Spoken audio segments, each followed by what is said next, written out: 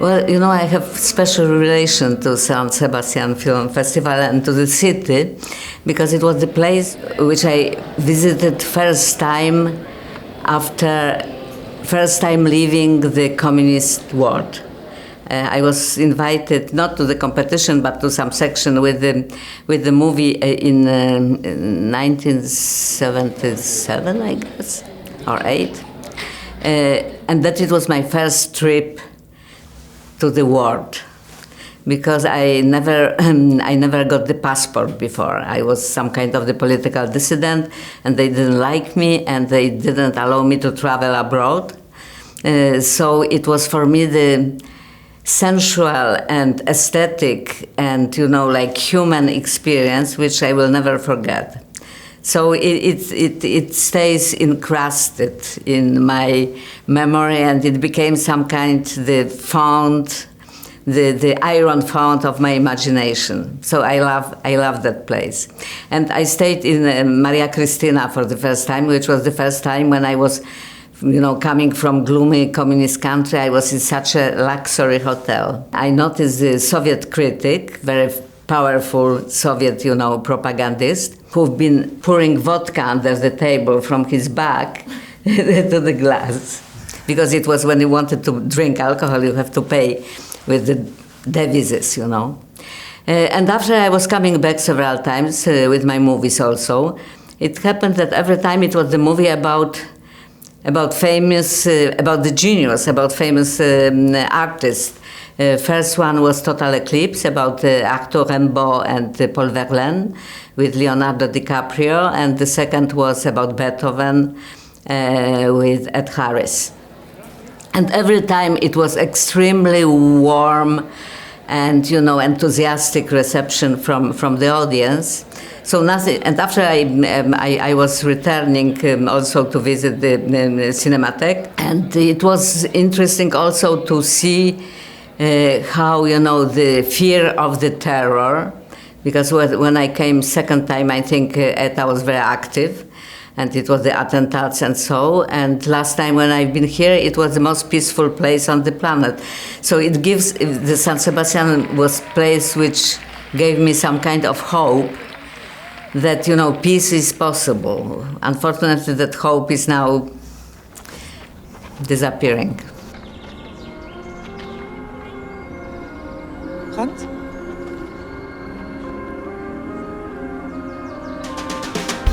Feliz? I was very close to Kafka's work and his life since I was practically a child, because I read first time the trial when I was 14.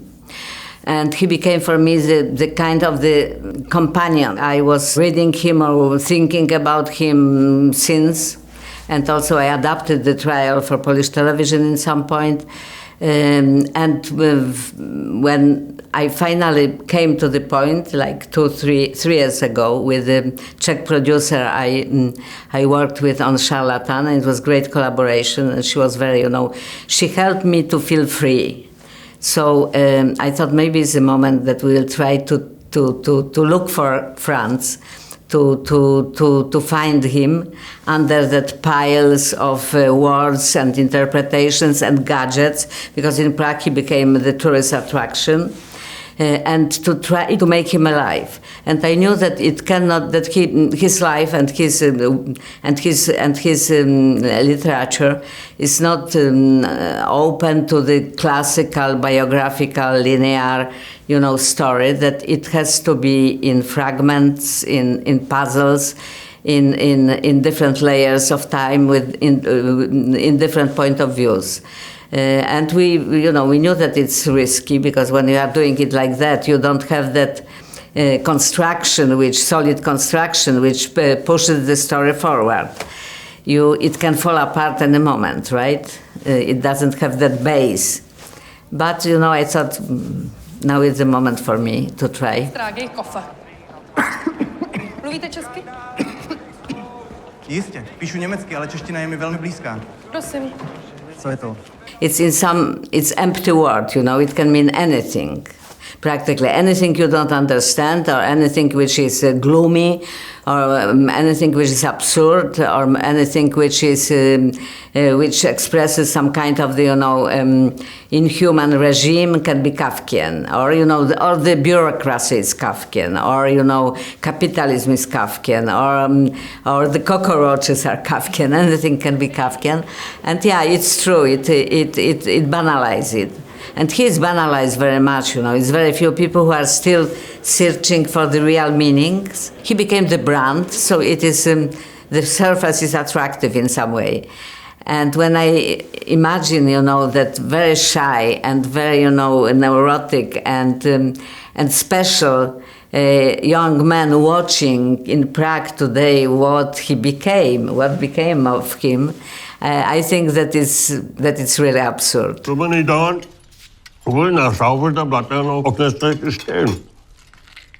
Well, I didn't want to psychologize him too much, but in the same time, when I was reanalyzing his life and his behavior also and his sensibility, with the key of the new psychology and with something which so many young people are diagnosed with. It means that they are neuroatypical. I understood that many things was that he had it, that he was somehow